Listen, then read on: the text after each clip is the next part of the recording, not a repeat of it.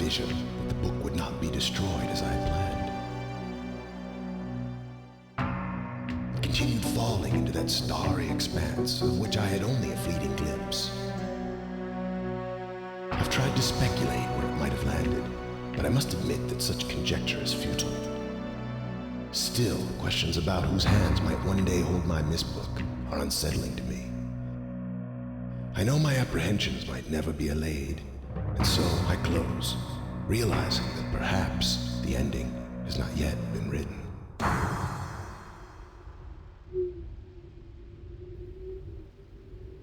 Alright, so this one is MYST, but it's Real MYST Masterpiece Edition.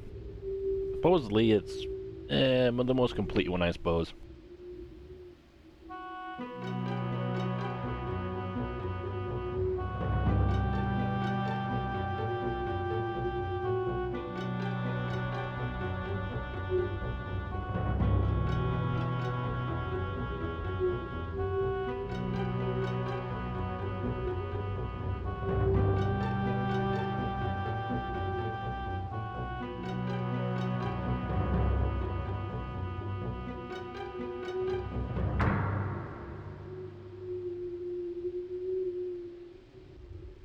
Okay.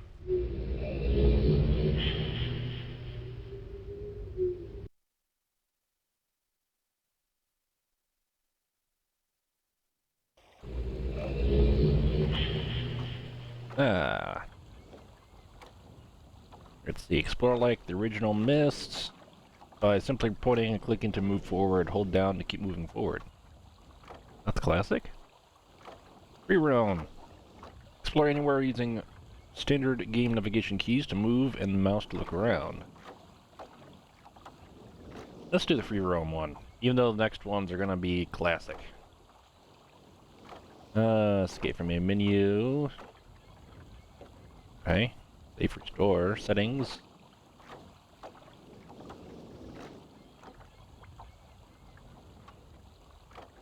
Oh, that's different. Gotta actually hold the, oh no, never mind. Okay, so you gotta hold the, oh. Weird. Oh. But yeah, the, classic MYST is a point and click. So we're gonna be running into that later in the other series games. What's in here first?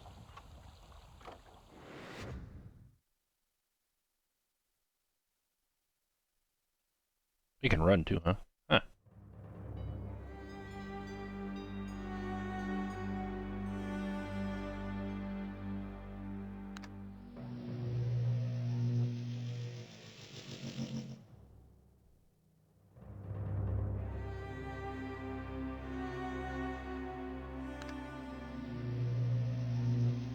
Alright, that doesn't do anything yet. Oh, hello.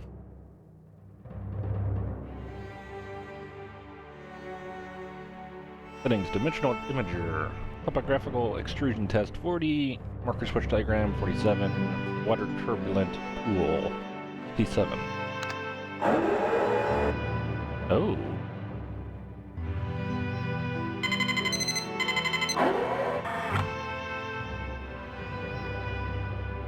Ah, it changes, huh? Okay.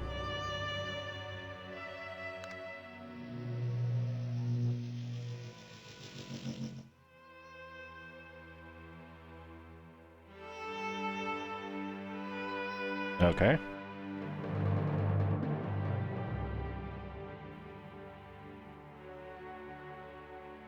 Marker switch 47. Let's try 47.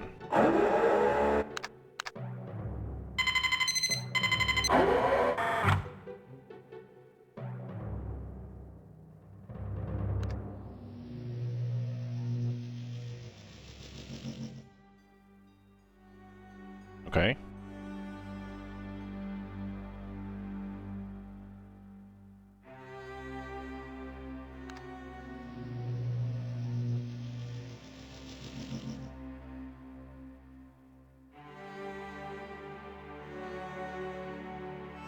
Guess it just shows a picture of it. Topographical extrusion 40. What does that do? This pretty much just a showing what things are. Oh.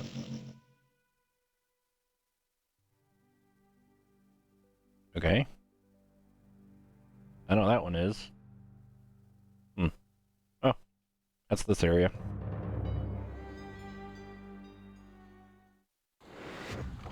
It's weird because you have to keep moving to move the camera.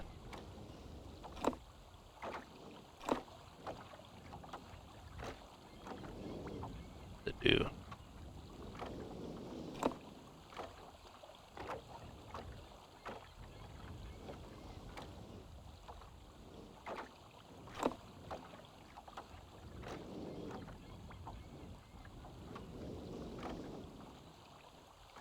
I have a feeling that maybe the original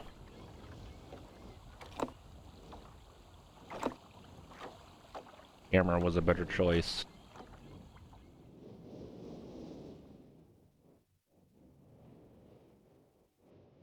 Cogwheels?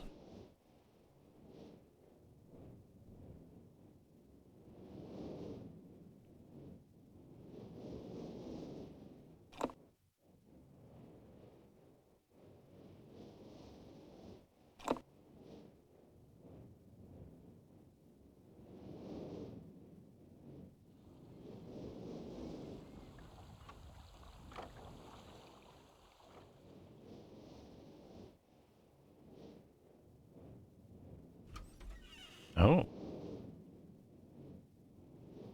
This do.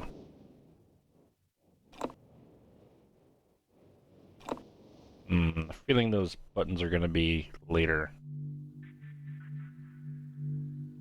Right. Oh.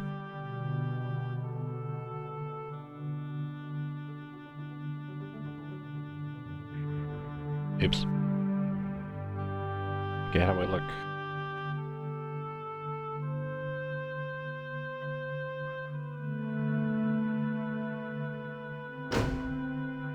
Oh, I drag, okay. Well, what's...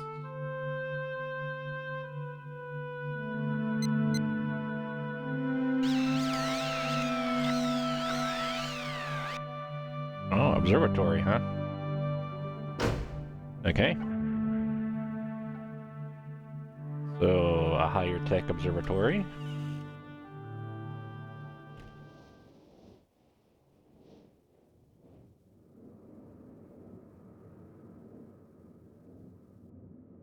Tower rotation.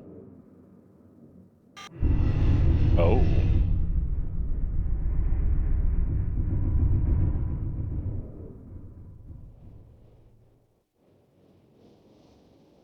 Right. Okay.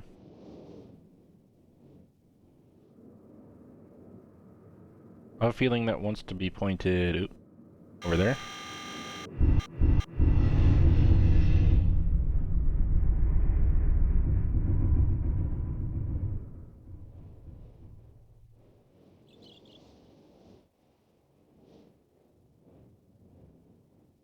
Ah, okay.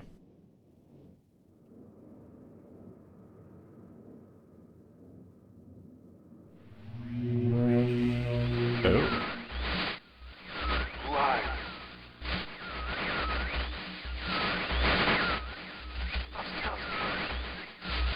Bring me a red.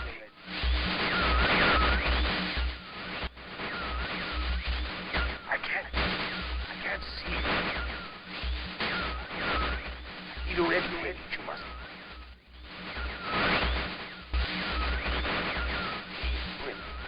I beg to bring.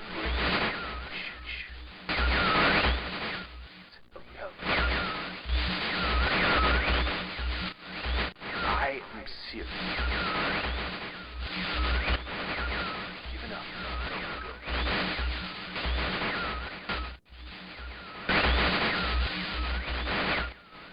There is one thing I must rescue.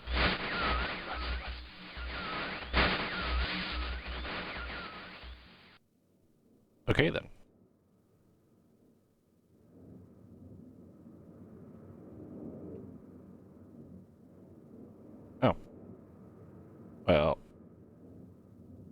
Save. What's this?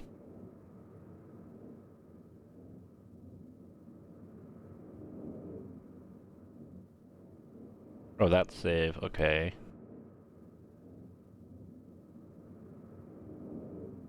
Channelwood Age. Wooden walkways on water, trees, and a large windmill. MYST Island. The island you started on with the dock. Nope. Back. There was a page I picked up, though. Where'd that go? I don't know. Let's say... maybe settings? No. Oh, I can change it here.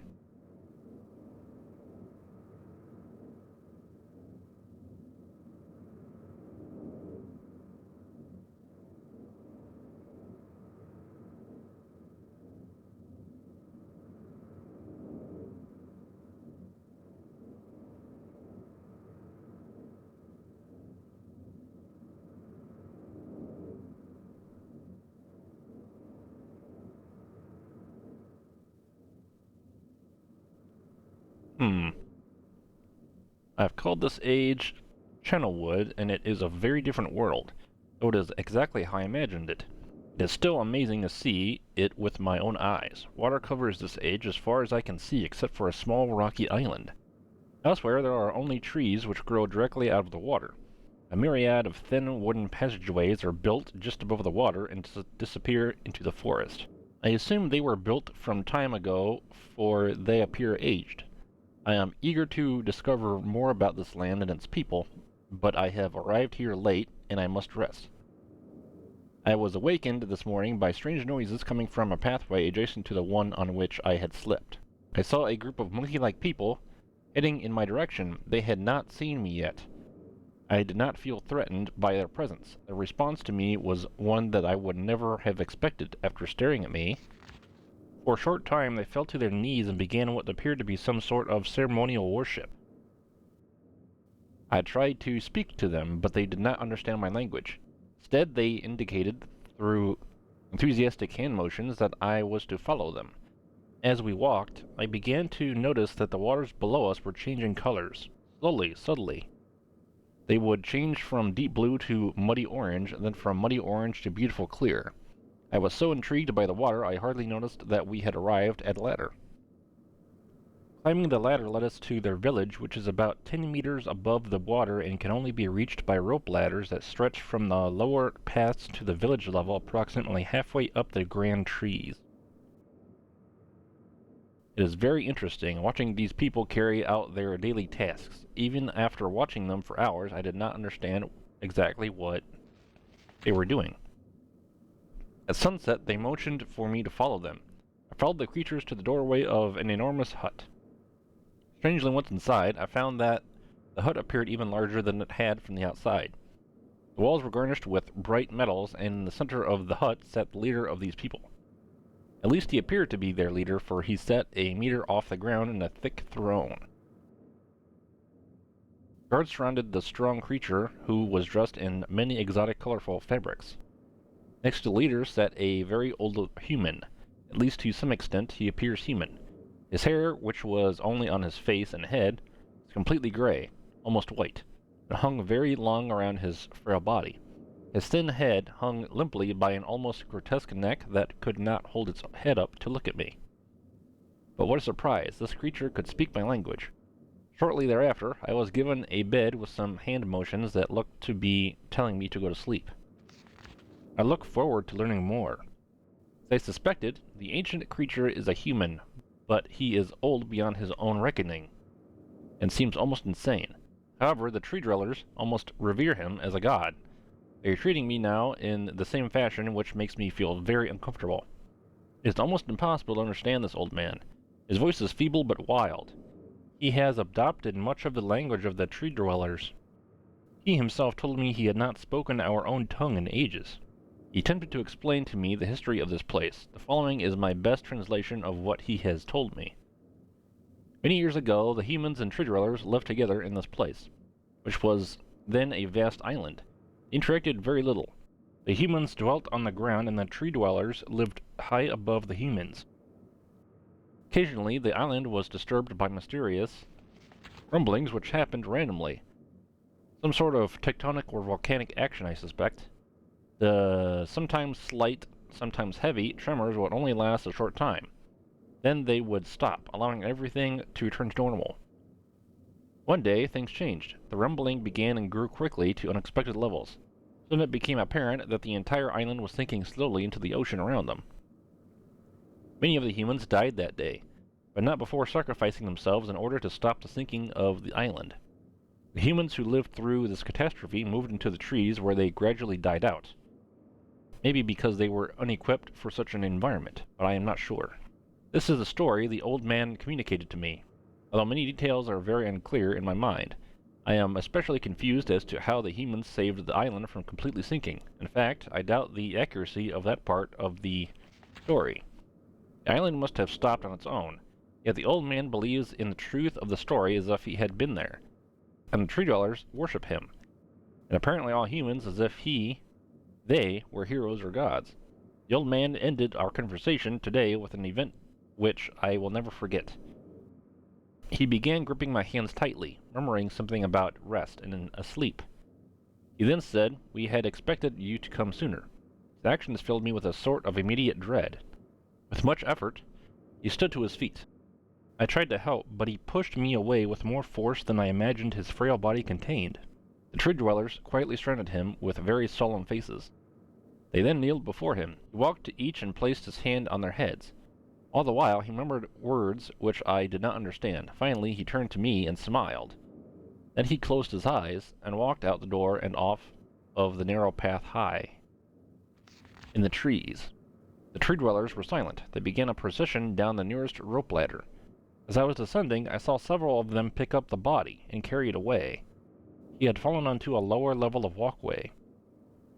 He was laying down at the dead end of a short pier-like structure. With the use of some potion, one of the tree creatures lit the pier on fire, and I watched as the flames engulfed him. As this strange funeral proceeded, the waters around the pier changed to dull green. This morning I awoke finding it hard to even believe the previous evening's events. The water is a dull green for as far as I can see now. For some reason, the water no longer shifts color. As I wander throughout the pathways, the creatures watch me, curious to see what I will do next. They are constantly offering me strange objects of affection. I even found food outside the doorway to the room in which I had slept. This is a unique race of beings. I hope to learn their language soon so that I may learn more from them. I have lived on this world for 3 months off and on. The tree dwellers have shown great hospitality. I am even beginning to learn bits of their language. I have decided to return home for an extended stay with my loving wife and my sons, and hopefully return with them. However, I am sure Catherine will once again refuse. I think this age would be a wonderful experience for them all, and I at least look forward to how Sirius and Akinar will react to its various inhabitants. So Sirius was in the book. You just couldn't understand him. Catherine is staying behind as expected. My sons have returned with me, and they enjoy this age very much. They get along very well with the tree dwellers and are picking up their language surprisingly fast. I have no doubt that it will not be too long until they can speak with the tree dwellers much better than myself. I am leaving tomorrow to check on MYST Age. Sirius has suggested that I allow him and his brother to stay. Though the idea unsettles me, I know the boys are growing up rapidly. The hospitality of these creatures is such that I could think of no better place to leave them for a short while, so I will consent to their request. I warn the boys not to take advantage of the respect the tree dwellers have for their ideas. They seem to understand my warning, and I have faith they will follow it. Much to my dismay, upon arriving in Everdunes, I learned that Pran and her people are continuing to be menaced by the Chachtek. I fear of their survival and plan on returning to her shortly after checking on Sirius and Akinar here. See Everdunes Journal for more information. After watching Sirius and Akinar, I see they are handling things very well, and I think I can put to rest any fears about leaving them in Channelwood again. And for a little longer time. The tree dwellers seem slightly distressed that I am leaving, but are happy that Sirius and Akinar are staying behind again. I have been gone for over 3 days and have been to many different places. I had to tell Cirrus and Achenar about Pran's death today, and they were visibly shaken, although they only remembered her from their childhood. Catherine has suggested that it would be wise for Cirrus and Achenar to leave Channelwood for a while, and I have to agree. They will be returning with me when I leave again. I have told my sons that they will be returning with me in 2 days. They spent the entire night telling me of an adventure they experienced in my absence, and it was rather remarkable. It seems they constructed a boat with the creatures and traveled some ways out into the surrounding waters.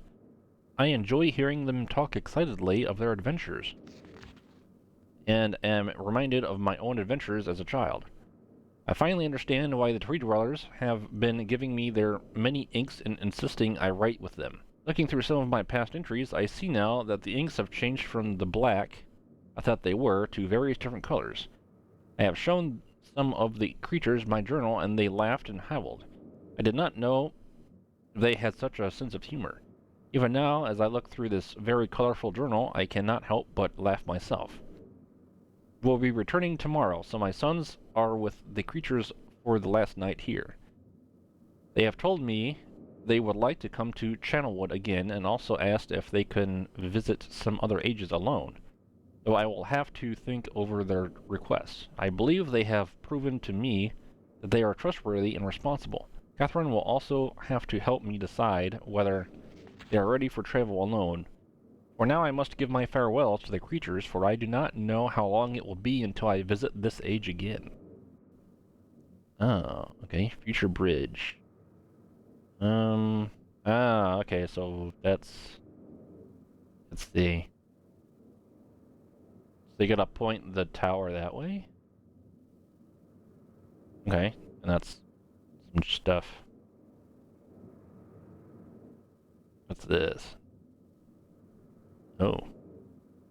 Nothing, I guess. Go ahead and click on that one. Oh, wow, you can click on all of these? Okay. I think all of the rest of them are burnt. So those are burned. Those are burned. This one, what was that? The Stone Ship Age.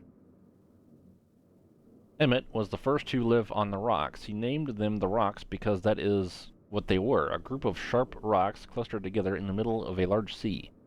This was where Emmett lived. He enjoyed his life. Emmett would occasionally swim to nearby rocks, as it was never too far of a distance. One day, another person appeared on the rocks. For no apparent reason to Emmett, Emmett named this new person Branch.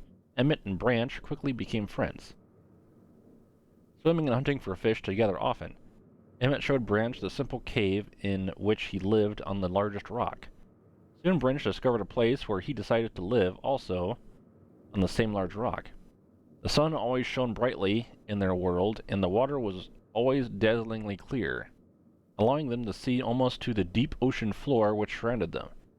Though the sun always shone, it was never too hot for the boys. A light breeze always came from the north and cooled the area down. One day, while Branch was swimming and having fun in the water, he noticed another boy swimming. Branch brought the new boy to Emmett to find out what to call the new boy. Emmett said the boy should be called Will. Will was soon a part of the group, and all three of the boys swam and enjoyed their perfect world. At least that is the story I was told when I arrived today on the island. Emmett, Branch, and Will were surprised to see me at first, but even before the night ended, we were all becoming good friends. Today, the second day on this newly created age, a strange thing happened. It was not strange to me, but the three boys did not understand what was happening. While I was relaxing under a large tree on one of the smaller rock islands, it began to rain. It was a nice rain that lasted for about an hour in the morning. I explained to the boys that the rain was not harmful, that they obviously still feared it. Before going to sleep tonight, I told the boys I would leave the following day. I told them that while I was gone, I would make a surprising change in their world. They didn't understand, not that I expected them to. I still do not fully understand what happened today. I was experimenting with the art, testing the limits of the rules as dictated to me by Father. I attempted to create a boat by writing it into the world. I thought everything was planned correctly, yet somehow the boat had become gripped by the rock and broken in half. Although this test did not turn out as I had hoped, I now have answers to a few of the questions my father never answered. As for the boat, I can see that boys enjoy it anyway, and with that I am pleased. They have played on it all day. Even though the boat cannot move, I have enjoyed studying from it. It is a much sturdier platform than the jagged rocks. In the course of my observations, I have learned some very interesting things regarding the solar system of this age. Okay, submersible lamp. The nights are absolutely beautiful here. I have made note of and named a number of constellations that pass above me. Also during the night, I catch glimmers of light from the horizon which I have not been able to discover if it is created by some natural phenomenon or by additional people on far-off islands or rocks. I should very much like to discover which. I rather suspect it is additional people, which would explain the appearance of Branch and Will. The rain today was slightly heavier than usual. Just when the boys were getting used to the light rains, a small storm arrived. They were frightened of the heavier rain, not to mention the thunder and lightning. If rain has never fallen here until recently, as the boys tell me, I would like to discover why it is falling now. Regardless, I have decided to return home for a short while. I have also been thinking of some plans for a lighthouse that I hope to construct soon. I think that perhaps by shining a bright light toward the horizon, it might prove my suspicions regarding additional inhabitants. They would be curious about the light and travel to discover its source, if they have the means. I returned with many tools that I would need for construction of the lighthouse. I've decided that once the lighthouse is completed, I will leave for some time and let the world's own imagination have control. We have worked 3 weeks in the lighthouse now and are making great progress. The rock that we are building on seems to not be as secure as I would like. I have had to alter my plans slightly, but those alterations pose no real problem. See the light on top? Okay. The boys are quite strong and have been helping me immensely. I estimate construction will be done within 2 days. The lighthouse is finished, and we are all proud of our creation. The boys are amazed at the structure wrought from rock with their own hands. That evening we powered up the generator, much to the boys' dread at first, and shined a great light to the horizon for many hours. I stayed the night in the top of the lighthouse, and in the morning awoke to observe the sunrise without my being coated with a chilly blanket of ocean dew I had become accustomed to. It was Will who first saw the girl. She was swimming not far from the boat where Will was getting ready to hunt for fish. Then Will noticed a man not far away from the girl. Emmett was very pleased to meet the additional neighbors. I feel pleased to leave this age. I have set in motion events that have nothing to do with writing or the art, that will have a more profound impact on this world than I could have ever written. Okay. Stone Ship Age, bird's eye view. Oh. Okay. Ooh.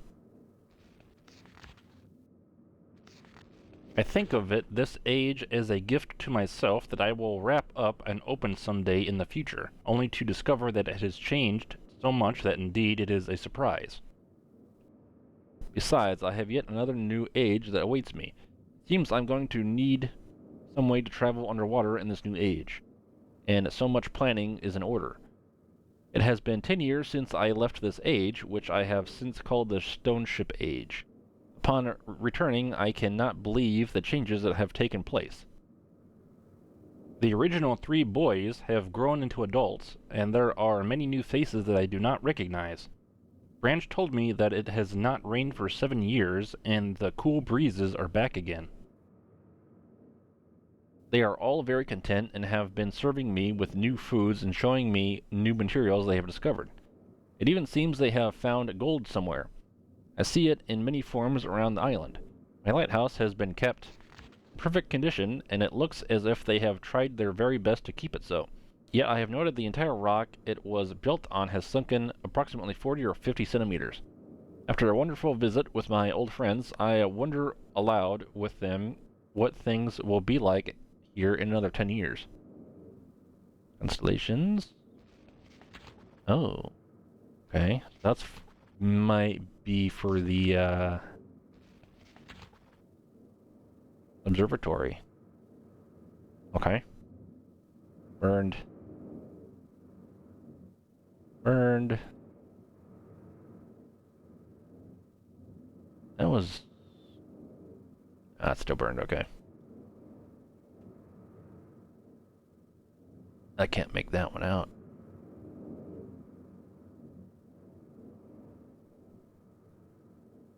It has been a while since I have heard only silence, and I enjoy it greatly. I think for some reason I do not feel altogether welcome in this new world in which I have arrived.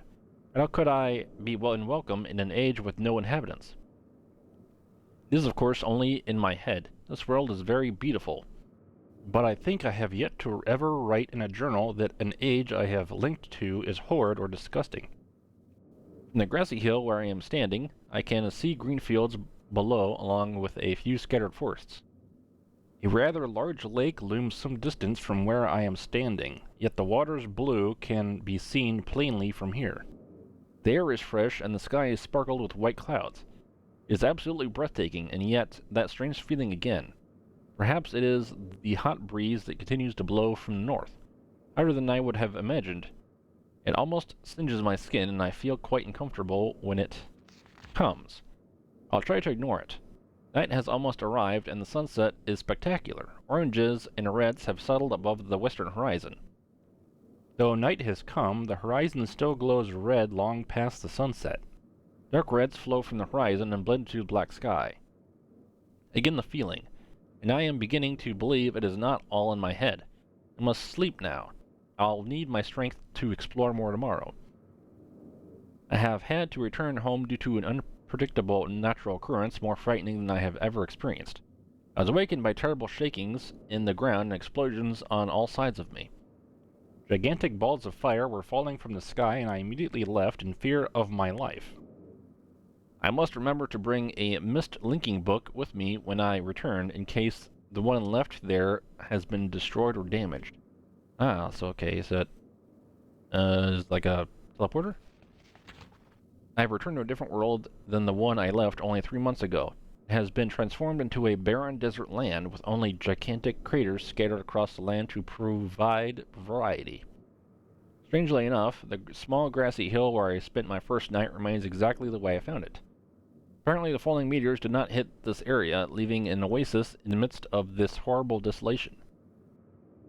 The hot wind I remember has turned into a rather pleasant breeze, which is at least one improvement. I fear it is the only improvement. The magnificent lake I saw on my first visit is now completely dried up. However, another lake now exists and appears to be quite a bit larger. I assume one of the falling meteors created this lake due to its circular shape and the jutting rock that grows out of the center of the lake. The rest of this world seems like desert, although I will verify that statement with closer inspection. Though this world has little visual excitement to offer, it offers much to the ears. Sounds constantly flow through my ears, and I have found where a few of them originate. It seems, as Catherine says, I do find beauty in everything. Last night I was awakened by a horrible hissing. I was sweating, and the heat was so intense that I immediately dipped my head in a nearby stream to cool it down. The hot breeze had returned, along with a low roar from the ground. I walked a short distance to observe some red flames shooting up from the earth. Suddenly, the ground began to crack, and a huge chasm opened. The chasm continued to grow until it was far too wide to cross. Then the tumult subsided, leaving only a dull roar. I have decided, however, I can use the chasm to my advantage. Perhaps the heat from the chasm can be harnessed. Ah, collect the heat from the chasm, okay. Even as the chasm has ripped into the surface of this world, it has opened up a whole new world to explore. Although uncomfortably hot, I found it possible to reach a cave in the chasm that had been created, and have now explored deep into the crust of this planet. I have found a vast underground cave system that will take many years to map and explore. I will also look for a safer way to reach the underground than through the chasm wall. This age seems to change on its own, so I feel I should leave again and see if things are different when I return. It is also important that I check on Sirius and Akinar and make sure everything is going along well. Ah, so this is Father again? When I return, I also hope to bring back some tools I will need for my plans to explore the underground. The abundance of raw materials here is beginning to amaze me. I have returned with some of the complex tools I knew I would be needing. I assume I would have to return for more basic materials. However, it seems as though I will be able to find everything I need here. Of course, iron is abundant, but I have also found titanium occurring naturally. I am all the more excited to begin at work. Everything is set and I look forward to tomorrow. My raw materials are all here. I think I will be able to have most of my additions to this age completed within 1 year. I so love working with my hands, whether writing or building. I began today on the bridge and... Oh, and then damaged. Okay, I'm at work. Well, I have decided to... Alright, so that spins. 3 meters is not enough support for the beams, although it's amazingly strong. Oh, built a ship? That's probably behind the building. One of my most prized inventions. I am extremely... would never have imagined it to come together quite as... I doubt. Could possibly work with 14 instead of 8. Ah, okay, and comes back. Completely fatigued, I am so happy tomorrow. I am leaving today in order to bring back Cirrus and Akinar.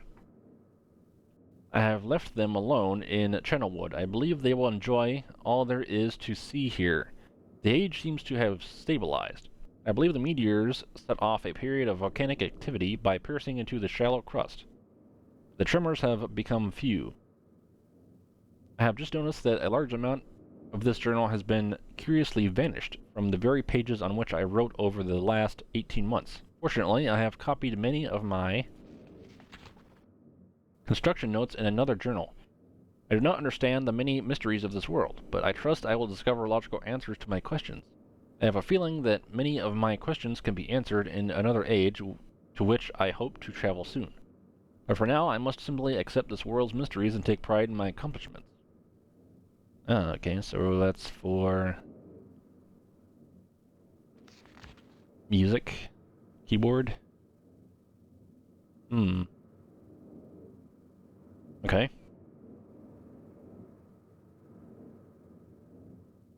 Any other books?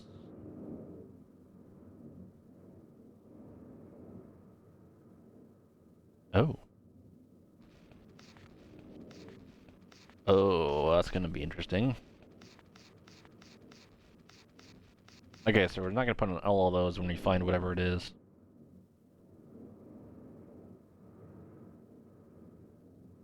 Right, okay.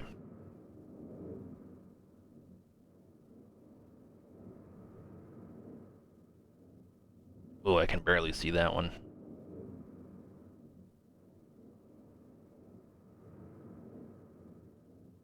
Oh, what is this?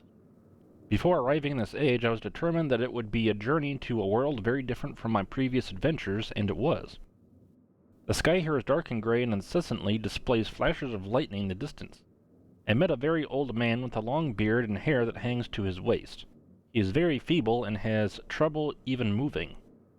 This man has obviously been through very many things in this strange world, and I have learned many things from him. He has told me an interesting story of this world's history. Years ago, he told me there was a beautiful city that rose up out of the water. It housed many people inside its walls, and the people had everything they wished for. The city was surrounded by 3 high hills which rose higher than the city. On the east hill of the city rested a large lookout post. The people of the city had constructed the post expecting visitors to arrive from the east. The people had no means of traveling on the water, which forced them to merely wait for friends or foe. As time passed, friendly visitors brought rumors of an enemy that existed beyond the horizon. The people grew fearful, yet nothing happened. One day the usually sunny sky became as dark as night, and black ships appeared on the horizon.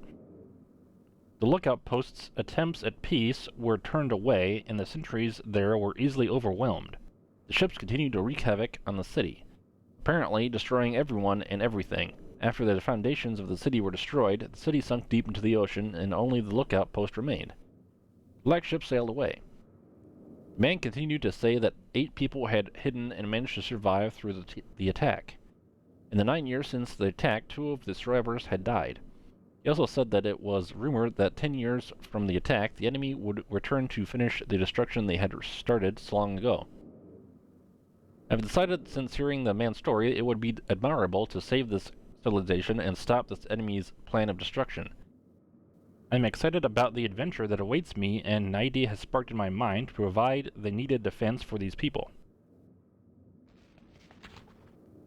I met the remaining survivors today and have begun work on a plan for protection. Okay, gear room. I haven't found that one yet. After a short absence, I have returned to this age with my 2 sons. They have, as of yet, traveled rarely with me, and they are understandably excited to be here. They have grown considerably since Everdunes, and it is already obvious to me that they will be a great help this time, instead of the nuisance they have been in the past. All 3 of us, along with 4 of the healthier survivors, began construction today. We are building upon the old city's ruins, which will provide a perfect foundation for our fortress. My sons have been spending much of their spare time on the South Island, where most of my materials are stored. I am very pleased with their intelligence, and their creativity is refreshing to see as they work on some small projects of their own. It has been over 4 months now, and the construction is going well. My sons love the world except for its gray sky. They detest the gray sky and tell me many times they wish the sky were like the blue sky in MYST. The old man I first talked to tells me that the enemy is due in 4 months. I feel we will be ready when the time comes. The man reminds me of Emmett in many ways, and I often wonder how Emmett and his people are doing. It has been 6 months of work, and we have finally finished the fortress. It rests between the 3 hills, which are now only islands due to a rising water level that the people experienced after the attack. Inside the fortress, I have designed a most intriguing device. It makes use of a technology called holography I began experimenting with on my visits to Aspremere. It will be working in a couple of days after I compensate for some small miscalculations. This holographic device will enable the survivors to learn to use the fortress. Ah, okay, so that's like the table that was in that room. Stuff, okay. The enemy is due to come soon, and I trust the fortress will provide sufficient protection for all of us.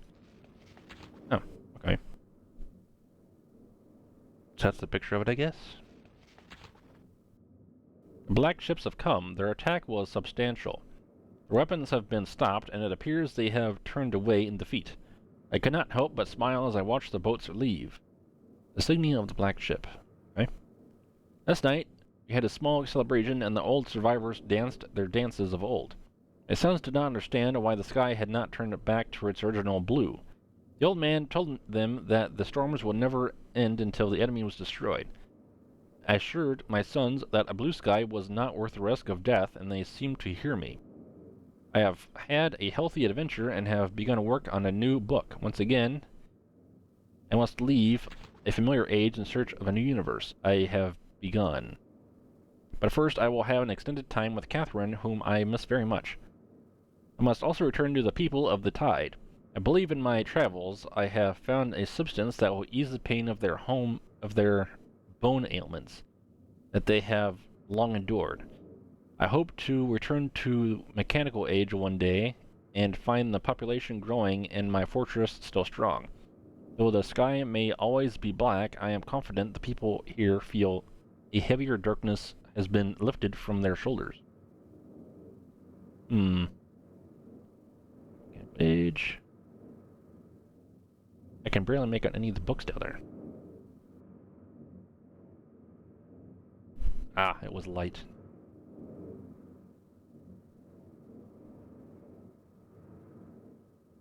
Nothing. There's one.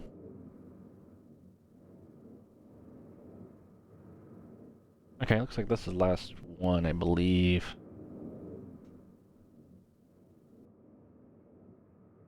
Rhyme, I have named it. Desolate Age with a beauty that is quite different I had expected or imagined. Intricate feathers of ice that fall from the sky are awe-inspiring. I feel as though I could sit and watch them for hours. And though it is cold here, like I have never experienced before, I find myself enjoying the change of temperature, for it is unlike any other place that I have ever been. Perhaps the oddest thing is silence. Although the wind blows on occasion, when it ceases, there is a suffocating silence that falls on this place, broken only by the distant cries of unseen creatures. I have visited 3 times and am sure now that this age will provide the environment I need. I believe the cold temperature is necessary for obtaining the correct resonance.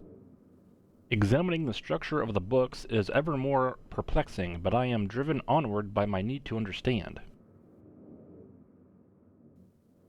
The great tree of possibilities can never be fully grasped, but I must at least try to find one particular branch. On the subject of enlightenment, I would also like to find the cause of the mysterious lights that shine in the darkness here. Though I never assumed that I would be able to build especially fast here, the speed at which I am progressing is somewhat disappointing. I do think I will bring Cirrus and Achenar as well as some of the machinery from Selentic. Achenar chose to stay with Catherine, but Sirius was rather excited to come. He has spent the last few days here with me, helping me with the beginning phases of construction. He too seems to enjoy the ice and cold weather. He's intrigued with the crystals that we have brought with us. He has been a big help, as have others, and I hope to be able to begin my experiments here soon. Tonight, Cirrus and I found a wonderful spot to view the lights, although it seems they decided to hide from us. After sitting in the cold winds for over 2 hours, we saw nothing. It was rather disappointing. Cirrus will return to MYST tomorrow. He has been a tremendous aid to me, and I am thankful for his willingness to help. The hard part of the construction is over, although I have decided after tonight that I would like to add some kind of observation post.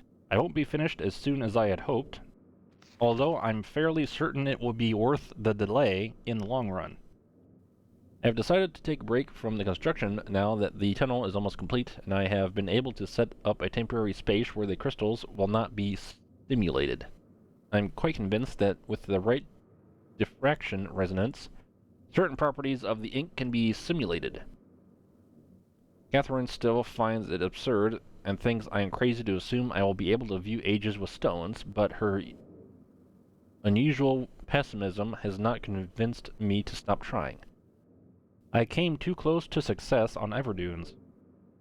I am fairly certain now that temperature indeed does have an effect on the crystals, but I have realized that temperature alone is not enough. The cold dampens some of the sympathetic harmonies, but a more active suppressor is necessary. I have acquired some geodes with a pure protected crystalline interior. Thin slices of the geodes below each crystal provided a stabilizing effect and even simplified the clean frequency slightly. After quite a bit of experimentation with the shapes and colors, I was able to capture a blurry image within a book. Though the link would never work, there was clearly an age on the other side. I can hardly wait to return and tell Catherine. I feel like I should finish the shaft to my observation post while I have the machinery here. Perhaps tomorrow morning. The lights were beautiful again last night. They had not shown themselves for so long that I had almost forgotten their beauty. I still must find the cause. I'm feeling rather overwhelmed with what remains to be done. The crystals have not been perfected. The shaft is not finished, nor is the observation post, or even lab. I have not seen Catherine for some time, and I long to spend more time with Achenar and Sirius. Besides all of that, there are far away in the back of my mind the thoughts of my people and our lost city. I dreamt again of them last night. I have only seen the city in the worst condition, and still its beauty overwhelmed me. Even now, as I visualize how majestic it must have been before the destruction caused by Veovis and Egenarius, it amazes and saddens me. I am fairly certain that Denis is not dead as my father believed. I am convinced that there must be some who managed to escape the destruction and even now continue to survive in separate ages. Within me is an urging to take the chance and return to Denis to find these survivors and properly rebuild our city. However, I can do nothing until I am certain of the fate of my father. My plan failed. If I missed a single book when attempting to trap him on Riven, then he has been free all along. If that is true, then all that stands between him and the ages I have now written is the ink from Denis to MYST. As much as I wish to return to Denis without knowing the state of my father, I cannot risk re-establishing that link. I must observe my father without re-establishing that link. It has taken several years, and there have been many dead ends. But I have partially succeeded, now that I have managed to view other ages using the crystals. It is only a matter of time until I view Riven. At least I hope. Catherine will have her ideas about all of these things, and I miss her greatly. I'll return to Rhyme after when my mind has been cleared.